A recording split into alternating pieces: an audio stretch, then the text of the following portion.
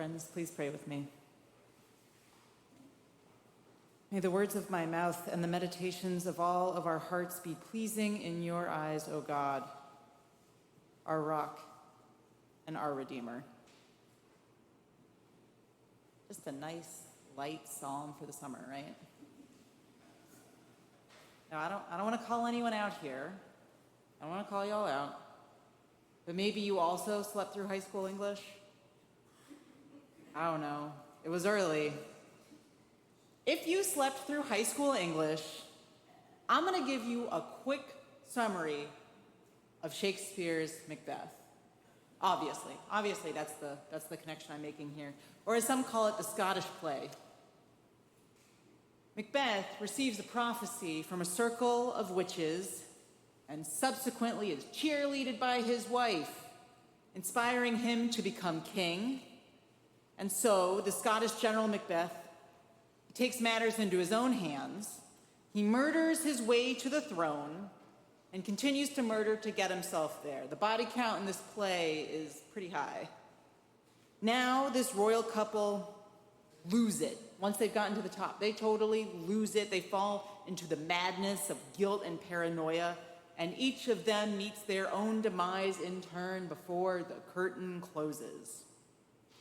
But before all this happens, towards the beginning of the final act of the play, a doctor is called to help Lady Macbeth. She's sleepwalking, and her attendant is a little freaked out by it. The doctor shows up, spends 2 nights seeing nothing happen. On the 3rd night, obviously, we always got to have it in threes, she starts sleepwalking. She comes through in a nightgown holding a candle, and she appears, and they watch her wringing her hands in her sleep, where she utters that famous line, "Out, damned spot, out, I say." She goes on, "Will these hands never be clean? Here, the smell of blood still. All the perfumes of Arabia could not sweeten this little hand." The doctor's prognosis: more needs she the divine than the physician. Should we all be so insightful when we're out of our depth? More needs she the divine than the physician. So too is the diagnosis when reading today's psalm. But here he needs more the divine than the laundromat he keeps asking for. The psalm follows King David in the midst of incredible strife over the sins he has committed. He's using similar language to Lady Macbeth, pleading out that damned spot. "Wash away all my iniquity. Cleanse me from my sin," he says. "Wash me like laundry, and I will be whiter than snow."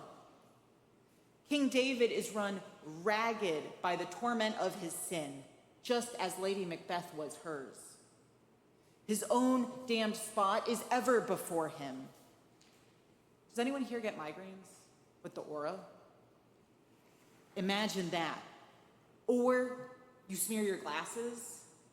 That's what it's like. It's ever before them. No matter where King David turns his head, he sees his own sin. He is in the shadow of what has been committed, obstructing his experience of reality. Which begs the question, so why is he all hung up? What was it David did that was so naughty that we get this psalm? Some psalms have headers, little titles that go with them. They're called superscriptions. They tell you a bit about them. Sometimes they're super vague and they're just like a sentence or a word like a song. Helpful. Sometimes it can be directions to the music director. It'll say something like "with stringed instruments." Sometimes it'll tell you who wrote it. It'll say like "a song of David." Sometimes it gets really deep in the details. And Psalm 51 does that. Psalm 51's superscription goes, "For the director of music, a psalm of David, when the prophet Nathan came to him after David had committed adultery with Bathsheba." Okay, pretty good context. But if we turn back in our Bible to 2 Samuel chapters 11 and 12, we can really get into the woodwork on this one. It's not always that you have such a clear biblical account of what all's going on that tells you what's happening in the life of the psalmist that inspired them to write this song. This one has a really good backstory on it. So in these chapters in 2 Samuel, we have David, King David. I'm sure you've heard of him. By this point, he's united Israel and Judah. Woo, promised land, let's go, we have it all. And at this point, the peak of his career, he's hanging out on the roof of his castle, like you do in the summer, and he notices across the way a beautiful woman also hanging out on the roof of her less than castle, named Bathsheba. It's like, ooh, okay, who's this? Gets his people to call her over. They then hang out in the biblical way, wink, wink. He sends her home, and then a few months later, what word comes to David? She's pregnant. Bathsheba is pregnant. David's like, ooh, I messed up on this one. How am I going to solve this problem? He's got to get rid of the husband, Uriah the Hittite. This is what he comes up with. Uriah's a soldier, and currently they're at war with the Ammonites. David's like, okay, I can see how to work this. I'm going to call up my general Joab. Joab's going to get me on this one. He goes to Joab and he says, hey, listen, you know Uriah the Hittite? Yeah, cool. Next time y'all are at battle, send him to the front. Send Uriah to the front. And once, everything's going, pull everyone else back. Pull everyone else back and leave him up there. Joab's like, okay, and does it. And so now, with Uriah dead, David sends his staff to go collect Bathsheba and bring her to the royal palace to become one of his queens. So he's done pretty bad. A man has been killed by David's command, and we know Bathsheba mourns when she learns of her husband's death. But that's all we know about her. We don't know what this was like for her outside of that. The rest of her story is a mystery to us. But we know David has done something really awful. And so we meet Nathan. At the time, there was always a prophet in Israel who would serve as sort of God's mouthpiece. And here we have Nathan serving as David's conscience. He tells kind of a parable about someone who's done something really, really bad. David goes, well, that guy is really bad. He should die.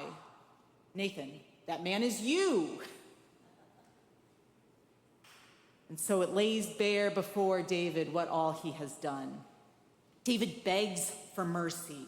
He reads himself to filth over how bad he's been, how horrible he feels, how only God can save him from all of despair.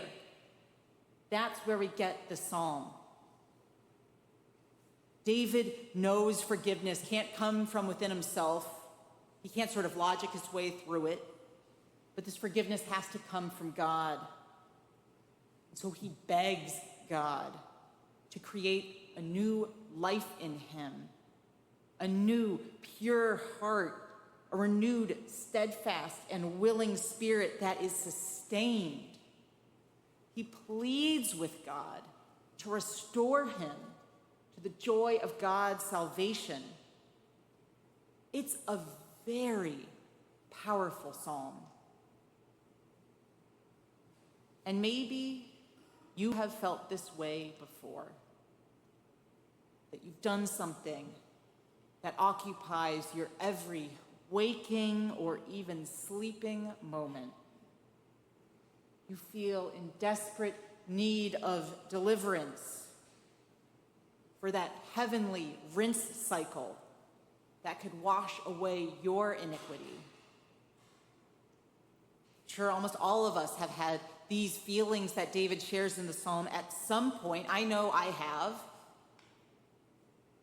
And this is one of the reasons why the surprising choice was made by the person who pulled the Bible together to keep this psalm in it, so that you might know that what you are feeling when you have messed up has happened before. You're not alone. Because listen, the book of Psalms, all 150 of them, that could be nothing but bangers. Like, we could be doing upbeat music, front to back, no skips. That isn't what the book of Psalms is. We have all sorts of songs in there, of all sorts of emotions, of all sorts of contexts. We have ones like this, where the torment of having messed up weighs heavy on the author's soul. It was kept in the track list for a reason. Maybe that reason was so that you could know today that you are not the first, nor will you be the last person to miss the mark. You were not the first, nor will you be the last person to call out to God for forgiveness. Because not only does the psalm lay bare David's feelings of guilt, but he is incredibly candid in his wrongdoing. He doesn't get into the specifics, but he's really clear about the effects that this is having on his life, this being out of step with God. He is so forthcoming in asking God for help. It's a way that is powerfully vulnerable, which means a lot when it's coming from someone who is king. David isn't just like, whoopsie, my bad.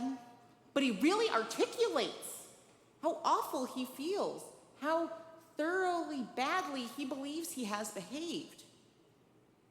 I mean, when was the last time you heard someone, much less a leader of a country like King David was, be so open that they made a mistake? Own it so thoroughly, so openly say that they are in need of forgiveness. This is no fake apology of, well, I'm sorry you feel that way. He sets a very powerful example of what leadership can look like, owing up to where choices weren't thought through, or to where one's own interest was put ahead of the good of the world. I'm sure that doesn't resonate with anything that's currently happening in the world for you, at all, right? This psalm was saved and shared so that people like you and me could read it and know that we could survive being honest about our mistakes, even if they were big ones.